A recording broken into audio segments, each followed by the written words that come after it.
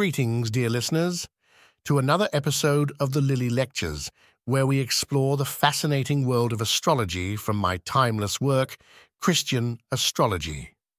I am your guide, William Lilly. Today, we are exploring a topic that is both delicate and intriguing, whether a woman trades affections with anyone other than her husband. I would like to point out that in my day, extramarital relationships were often centered solely around a wife's actions, as it was a male-dominated society. However, in the 21st century, the principle of equality suggests that fidelity considerations apply equally to both genders in a marriage or committed relationship. Therefore, the considerations around a partner's fidelity are equally valid for all. Adjustments will have to be made with regard to the Sun and Venus, but there is no reason these rules cannot be used for a man if a wife suspects he is trading with another. In these delicate matters, it is crucial to approach your judgment with utmost care and precision. Join me as we navigate the signs and unravel the intricacies of infidelity in relationships. Look at the ascendant, its ruler, the moon, and the planet from which the moon is separating. These are the significators of the querent. For the woman, consider the seventh house and its ruler, as well as the planet to which the moon is connected.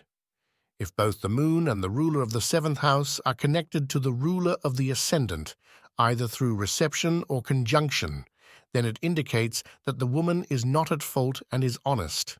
However, if the ruler of the seventh house or the moon, or either of them, is connected to the ruler of the triplicity of the ascendant, that is, the ruler of the diurnal or nocturnal triplicity corresponding to the current ascendant, or if any of them is connected to the ruler of the seventh house, while the moon is separating from the ruler of the ascendant, it suggests that the woman may have a friend she loves besides her husband.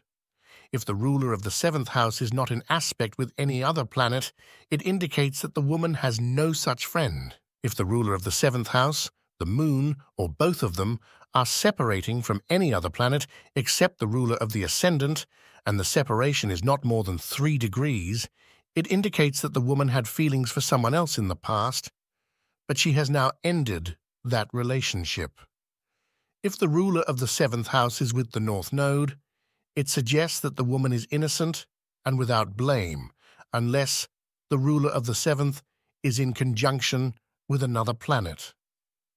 In that case, she is deserving of blame, not only in the present, but also in the past and the future. This implies that even if she hasn't acted upon her desires and affections, her intentions and feelings are questionable. If the ruler of the seventh house or the moon is joined with Mars and the north node is also there, it suggests that the woman has a sweetheart whom she loves and spends time with. However, if Mars is with the south node and the ruler of the seventh is joined as mentioned before, it reduces the malicious intent.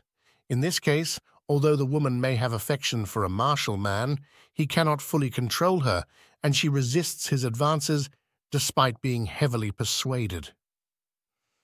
If Mars is in conjunction with the ruler of the seventh house, or with the moon, or if they are both in the same sign, or with the south node, it indicates that the woman has a sweetheart with whom she is in a romantic relationship. This sweetheart is likely to be someone who lives close to her house. If they are in close proximity, even within 1 degree, then it suggests that the sweetheart is someone familiar to the man who asked the question, or even to the woman's own husband. If the moon, or the ruler of the seventh house, separates from Mars, or Mars separates from them, it may indicate that the woman had a lover before she knew her husband.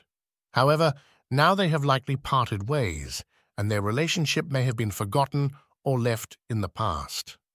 If Mars is the ruler of the seventh house, or the moon is the ruler of the seventh house, and either of them is in Aries or Scorpio, and Mars aspects any of them, such as either of the signs or the moon, or if there is a reception between Mars and the moon, it may indicate that the woman had a long-time affection for someone. However, currently, she may have little to do with him.